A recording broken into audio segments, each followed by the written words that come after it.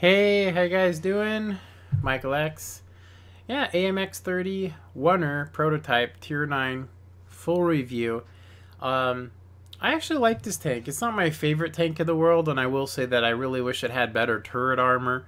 But I will say that it is better than, I'll say, Skoda or, Bat Chat as far as armor goes. It's better than nothing. So, yeah, going over this tank, if you guys have never seen my reviews of vehicles before, we're going to talk about armor, speed. We're going to look at some models of this and look at the effective armor and how much it actually requires to penetrate it and so forth. Look at ammo rack, all that stuff, go over the stats. So the horsepower of this vehicle is actually 720 with a 22.21 horsepower to ton ratio. That's actually really good. 65 kilometers forward, 23 reverse, 12% chance of engine fire. The gun, 9.9 seconds on the reload, 2.3 on the aim time, 0.33 accuracy, 270 max range, 20 degrees elevation, 8 degrees of gun depression, view range 390, radio range 750. And of course the ammunition is 260 with an APCR standard. Heat is secondary for 320, and they both have the alpha of 390 damage. And of course the HE on it has 53 pin with 480 alpha. So, and I'm going to say I carry some shells because this does give you the options. But taking a look at where the crew sits, you guys can see that it has an enormous ammo rack, but yet I don't seem to get ammo rack very much in this tank. So until that starts happening, I'm going to go ahead and say that as long as you're facing someone forward, even side shots in the ammo rack area don't seem to damage it. So I don't know if it just has a high, I haven't been shot with a, well, I'll just say like a Death Star. So anyway, if you guys take a look at this is the PC model from the 9.17, which is the oldest update I could find, which is pretty much identical. So it can vary, but you guys can see that it's pretty much could get pinned anywhere. But if you look here on the mandolet, this moves with the gun, and it's angled very sharply. So there's areas that are 245, and you can see there that if you try and shoot the outside edge of it, it actually will bounce. So if you're hull down, tier 8s will most likely bounce you, including heavies, unless they're shooting APCR, which is a possibility. But I will say that it is nice having the 8 gun depression. It doesn't seem like it's quite enough. It does seem to me like this vehicle would just be so much better with 10. But I'm going to say I'll take 8. It's better than a Skoda or a Bat Chat. Now, this being a French tank means that, well, I'm just going to go ahead and say that it's kind of got some really bad stuff going on with it. And those don't actually outweigh the benefits of it. Well, let's just talk about the benefits of it. It's 105 that does 390 alpha damage with 260 pin. That's really high for tier 9. I do believe that's the same you get with the tier 10 gun, but it could be different. I haven't actually seen the tier 10 yet. So, equipment I want to talk about here, in the beginning of this map. I am actually running ventilation, vertical stabilizer and enhanced gun laying drive, and no gun rammer. And the reason why I went without the gun rammer is because you have to sacrifice something, and what this thing needs is it actually needs perks. It's very perk dependent, this tank. Now, if you play it very slowly and you stay back and snipe like a Leopard 1, the aim time on it is so bad that I missed so many shots that I just went, I'm going to have to sacrifice rammer in order to hit anything with any kind of accuracy because the gun just has horrible handling. While on the move, while looking left and right, so you need vertical stabilizer, and of course the view range right now with everything you guys see me running on it, including Brothers in Arms, which is one of the perks I have. It needs camouflage, and I'm going to tell you the first 3 perks you need for this 6th Sense Brothers in Arms camouflage, and I would say that camouflage could actually come before Brothers in Arms.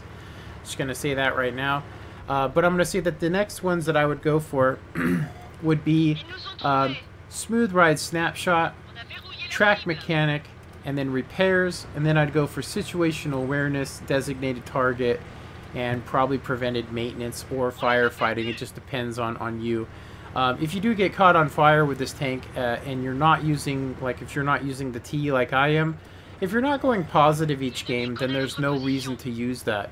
But I am going to go ahead and say that you're going to lose about 1 point accuracy. The way it's set up right now, you're getting, what is it, 1.8 on the aim time, which is the best it can be. You're also getting the most accurate shots of .29, which means you can shoot hatches from, you know, 500 meters. You really can. It's just about, are they sitting still or not? You can see that I'm actually able to connect shots right on the right in the breadbasket, if you will. But you do have to actually you know, aim in the location and hit them. So on the move, even with this setup, like I don't have smooth ride and snapshot yet. This is actually a re-rolled crew, meaning I think I had 2 perks on it when I threw it in here, and I had to get it to 75%, you know, using some premiums. But anyway, if you guys don't know this, in the garage when I was talking about the stats, they don't use a 50% training. They don't use a even 100% training, which they actually should. But what they base all the stats on is a 75% trained crew. So it can be very misleading to a person. Like if you look at the stats of some vehicles, you go, it's really inaccurate, this tank. But in reality, it's actually one of the most accurate tanks in the game. And that's kind of crazy, because when I compare the AMX with, say for instance, a Leopard, say the Leopard 1, the accuracy says it's a .30 with a 75% trained crew, which means you can actually get the Leopard to be even more accurate. And that's crazy if you think about it. But here's the kicker. The Leopard has a 1.9 stock aim time. So that's what makes the Leopard so good. Now, I do want to mention to you guys that this is not an L7, which is pretty much every tier 10 medium gun except the Russian tanks. But you guys can see that that .29 accuracy, completely not necessary. So, essentially, you do not actually have to use food consumables. So, for instance, I keep calling it tea, but what I'm actually meaning is the French. It says strong coffee, and I think it's croissants. And that gives you 10% crew boost. Now, I make money with it on tier 9s, but when I put it on tier 10s, I lose money. I mean, more often. And it's because you really do need to be dropping at least 10 pins a game at tier 10. And if you're not doing that, you're not going to make enough cash. So I usually use the bare minimum, unless I'm playing, you know, 7v7, you know, game stuff. But I did want to kind of mention some things that I've noticed, you know, about this vehicle, and that is artillery. Oh my god, if it hits you, you are dead. I had a T-92 land, I don't know, maybe 10 feet from me, and it killed me for my entire health, one-shotted, right in the beginning of a game, and then I was killed a second time by a tier 7, which is crazy. Now, what you guys just seen there is not recommended. If you guys check that out, I actually bounced that shell, but 3/4 of my health was taken out by that one shot from that AMX 50B, meaning he high rolled at least 4 or something. So I look over here and see that there's an E3, AMX 50B, and a light tank, which is a deadly combination. Now our 1390, I don't know why he YOLOs in there. If you guys look at the map, he actually YOLOs in there. He probably lands a lot of shots on the guy, but, you know, it's crazy. So, I think I've covered everything about this tank that you would want to know. I don't think I think I covered crew perks, and what kind of perks I would recommend for this. Now, of course, keep an open mind. My playstyle is what you guys see. I sit back, snipe, and then get aggressive towards the end of the game. And then if I find myself in a situation that seems unwinnable, I'm going to go ahead and use my brain and get out of there. Now, I'm going to go ahead and say the reason why I actually moved back was because of that light tank. But I'm going to go ahead and say, if you guys look to the right, you guys are going to see that there's a Waffle E100 over there. And he has been complaining, excuse me, the entire game. I mean, he has been complaining about the fact that nobody came over here with him. And I'm going to tell you that he had been complaining since the beginning of it. So at this point, if you're in a Waffle E100 and you got 5 shells, you should probably come back to the base and protect it, which is what I'm doing. And I'm looking over here and I'm going, okay, there is potential hits over here, and over there is just nothing but death. If that E3 comes for me, I'm gone. So you really have to be aware of what's going on the map. Now I'm going to go ahead and tell you guys that at some point I tell this guy to go jump off a cliff, basically. And I'm not going to use the profanity that he used. But the right side has been holding out. The thing is that their team YOLO'd over here too. And that's the thing. I mean, if you look at who's left in the game, they got an IS-7, they got a Death Star, and they got an E3, and then who cares about the Arty, obviously, as long as he ain't shooting me.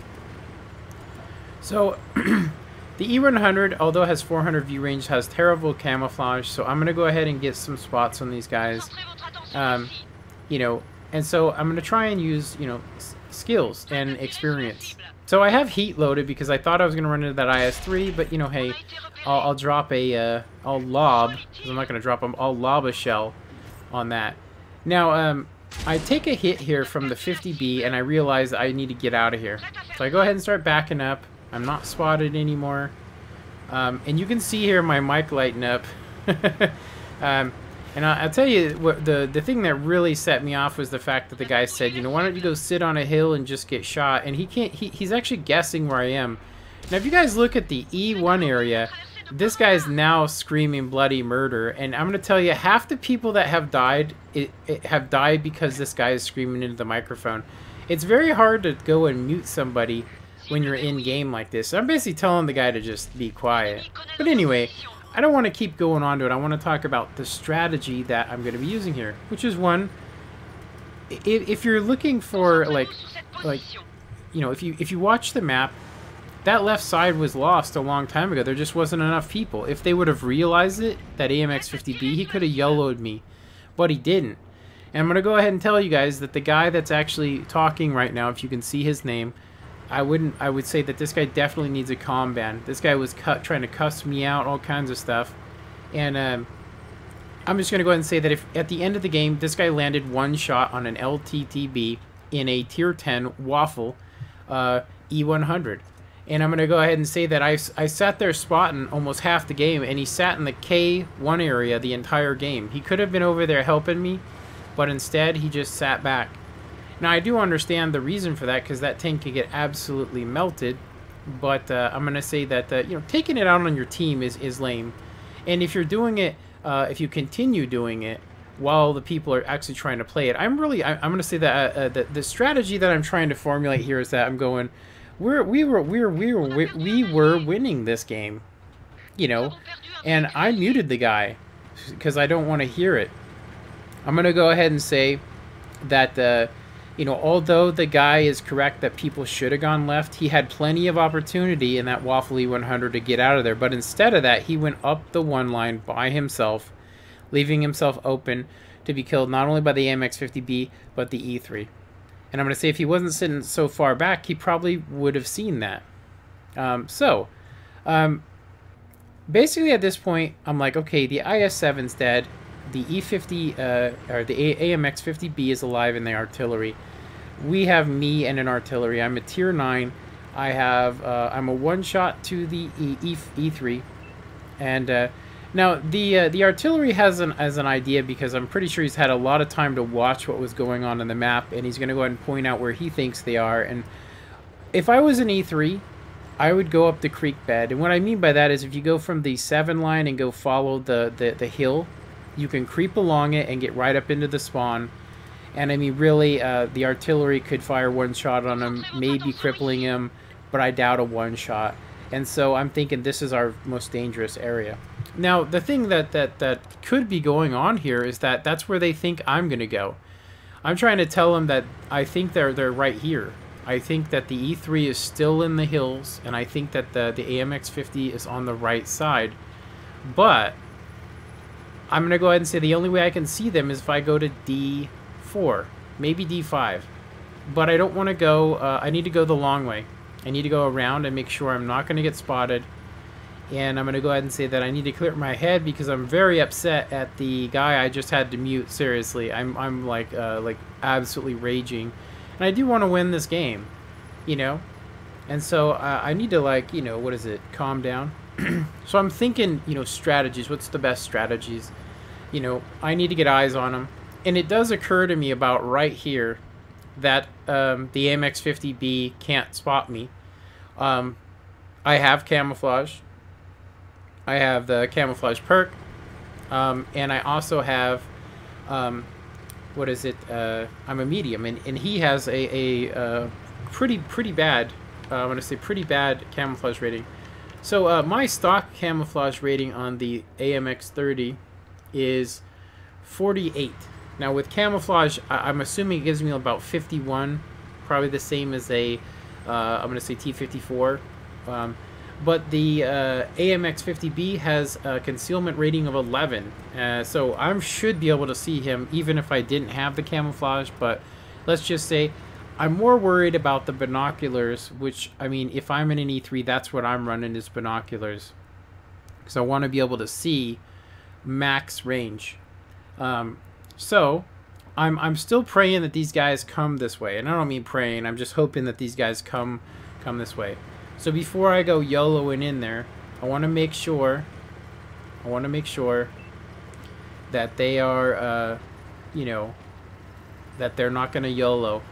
And so I'm sitting here thinking to myself, it's all going to come down to damage. There's no way, even if I would have left right at the beginning, there's no way I could have killed these guys that quick and found the artillery. So I'm thinking to myself that I don't know exactly. I do know I know they had more heavies than us, which means they probably have more hit points. So if I could at least kill 2 tanks at this moment, if I wait till the last second, it's going to shock them. It's going to surprise them. They probably think I'm just going to wait it out. And so I wanted to kind of make these guys a little bit anxious and put a little bit of worry in them and calm down because the guy, he yelling in the game. So I decide I'm going to go ahead and go to that area. There, you know, it's either win or lose here. We're going to lose either way, so I got to go over there. But if I'm going to do this, I'm going to use the spots I know that can get me detections. And there you go. AMX 50B trying to get eyes, and he can't get them.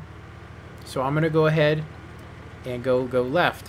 Now, I see this rock, which I don't know about you, but that rock has seemed to have gotten bigger and bigger and bigger since this came. So the funny thing is that right here, I'm like, the E3 could be sitting on that one line, and so I'm kind of scared, and I'm hoping I'll get spots on him. And you can see over here, I'm looking to my left, and I'm like, you know, I seen him going to the left, so I'm like, if I go all the way to the left, he's probably going to be expecting that. But if I come up over the ridge, and I shouldn't have stopped, I should have just kept going. And I see him here. He must be zoomed in, because it took him a second to actually, you know, notice me. Now, the speed in which I'm traveling is pretty fast, you know, doing almost 60. Very hard for that turret to keep up with that. So the E3 fires, I don't even know where. I mean, he fires on the move. I don't know why. I fire on the move trying to get a track, and I miss. But that's it for him. This tank is super quick, so that's it for him. So if I can kill him, we win, right? But look at how much time we have left. I'm going to need help from the artillery. I'm going to need help. If artillery hits me, it's over. And so there's nothing I could really do. And of course, we get victory. And you know why? It's because of how much damage has been done, I'm assuming, right? It was totally luck, but I'm going to say that it was really a good game for me, considering, you know, what was going on in the game. So 5460, 15 pins. And I think I assisted in 1,000. I even blocked a shell, and you can see they're top of the board. And of course, let's look at the Waffle E100 down there that did one shot for 241, which was a leftover that I actually bestowed upon him. I'm going to go ahead and say. I'm going to say that I reported the guy later. Anyway, so I now have my mark of excellence. It wasn't actually in this game, so let me go ahead and get that clip for you guys. Alrighty, so I couldn't find the clip that I actually received the Mark of Excellence, but I did have a clip of some decent gameplay here, and this one shows that I got the Mark of Excellence. Anyway, I hope you guys enjoyed this video, and if you did, you know, please, you know, like the video. And of course, if you want to see more content like this, please subscribe and help support my channel. And have a good one. Later.